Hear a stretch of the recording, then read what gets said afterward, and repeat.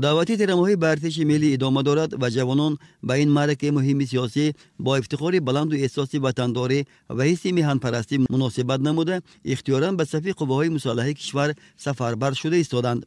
باید تذکر داد که آمادگی برای ادای قرض فرزندی در نزد دولت و ملت افاده کننده مناسبت صمیمانه به مادر وطن است. طوری که پیشوای ملت محترم امام علی رحمان تاکید کردند، امروز وظیفه هر یک فرزند نیکخواه و هر یک تاجیکستانی وطن دوست از خرد تا بزرگ افزودن به دستاوردهای استقلالیت و تحکیم رکنهای دولتداری است و یکی از این رکنها قواهای مسلح جمهوری تاجیکستان می باشد. سالهای آخر شماری جوانانی که به طور اختیاری به صف ارتش ملی می روند زیاد شده بعد گرفتن اولین دعوتنامه به کمیسریات‌های حربی حاضر می شوند.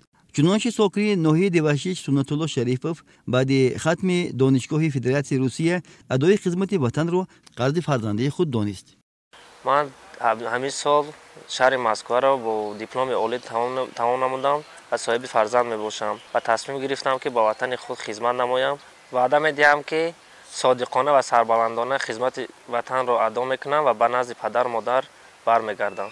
البته یکی از عامل‌های اساسی طی سال‌های آخر زیاد شدن صف جوانان اختیاری به صف قواهای مسلح جمهوری شامل شوند اگر پیش از همه به میان آمدن شرایط خوبی بود و باش و خدمت در قسم‌های حربی به حساب رود، از طرف دیگر نتیجه همکاری‌های زیچ مسئولین کمیسی‌های دعوت، مسئولین مقامات اجرایی حاکمیت دولتی شهر و ناحیه‌ها و جماعت‌ها با مردم، تشکیل و گذراندن چاره‌بین‌های ترغیباتی و تشویقاتی در مؤسسه‌های تعلیمی، تقویت بخشیدن کارهای فهماندهی میان اهالی و بلند گردیدن مسئولیت جوان پسران و والدان آنها محسوب می‌یابد.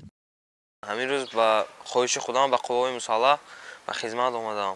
من وعده می‌دهم که خدمت حربی را سربلندانه تمام کرده به نزد پدر و مادرم برگردم.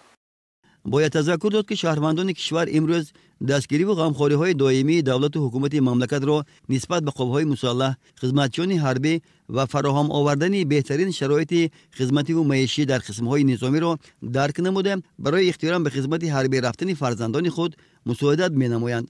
امروز جوانان با ننگ و ناموس خوب درک کردند که خدمت به وطن نشانه روشن احساس وطن دوستی، درک ضرورت و اهمیت حمایت منفعت‌های دولت و مردم مملکت میباشد.